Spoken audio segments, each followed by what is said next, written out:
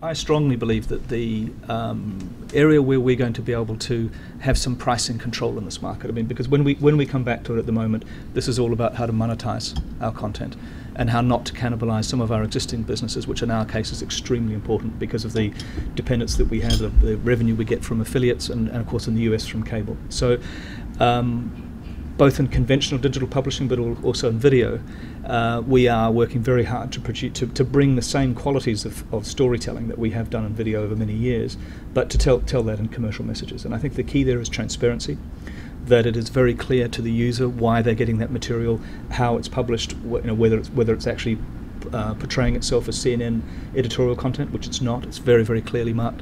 And I think in the case, it's a nascent area for us, but the best example I can give you at the moment is one that we have live right now called CNN.com/Jaguar Heritage, which is a very interesting harmony between the objective that the Jaguar car company has to portray its history and our ability to tell stories really beautifully, both in a digital way and on video. And that is probably the best example that I have at the moment of where we've combined the digital elements, the video elements, and traditionally good quality storytelling, but done it for a commercial objective. And that's served up as sort of in a story format or as a display? It has. And who that's done as a sort of not by the staff. It's you hire outside. It's done by our commercial staff, so it's done by exactly the same to exactly the same standards as everything else.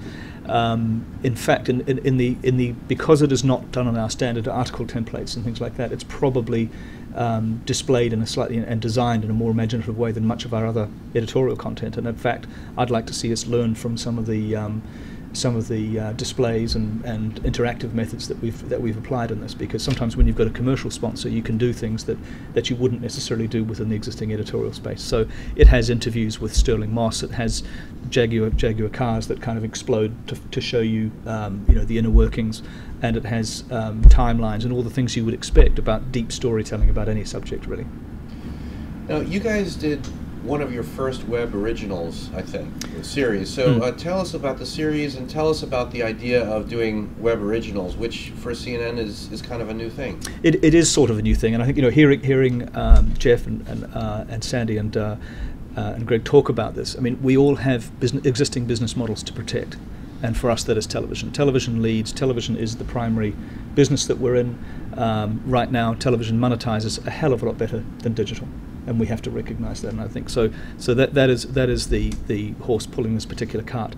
In the case that you're referring to, we've done a series. Our investigative unit in the States has done a series of, I think, quite brilliant documentary pieces, which are pulling together both beautiful video storytelling, generally using the Canon D5 SLR to tell these stories, which gives you fabulous depth of field in the way the video looks, and there's a certain sort of cinematic crispness to us as a piece of video that makes it very, very beautiful, particularly I think in relatively short form, sub half hour video.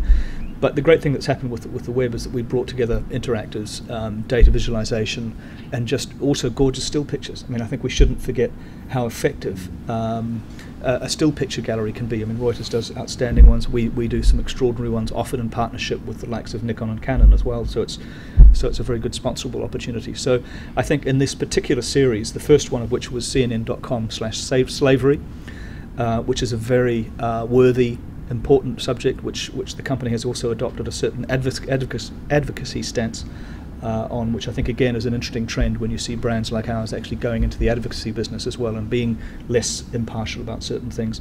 And we've done a series of those in the last 2 or 3 months of really quite major documentaries, which have been produced essentially for a digital audience first, and then will find their way into television in a slightly different form. So I know you're not the ad sales guy, but how does these programs come to be? In other words, is it just sort of decided to do this editorially, or are they sponsored in advance, or how do web originals get started for you guys? I'm talking about, obviously the advertorial, the Jaguar is obviously a business deal, but what about web original content? So this particular web original project has come out of a series of innovations. There's been a sort of conversational interview one we've done called in the red chair. My colleague Meredith Artley, the editor of the US site, believes very strongly that high-quality journalism is the future for her site, for her product, and I think this is a very deliberate commitment by her to use very modern storytelling methods, but core journalism. So there isn't really a commercial element to those two, other than our very strong need to develop greater engagement. We have a business problem, if you like, which on the web, which is that our traffic is extremely spiky and generally driven massively by big events, as any news organisation will tell you. So we need to build many more reasons for people to come on a repetitive basis, on a habitual basis, and I think that means building some core verticals as well, areas of expertise, whether it be documentary storytelling, travel, business, those kind of areas, to give people more routine reasons, if you like, to come than just coming to us in times of crisis.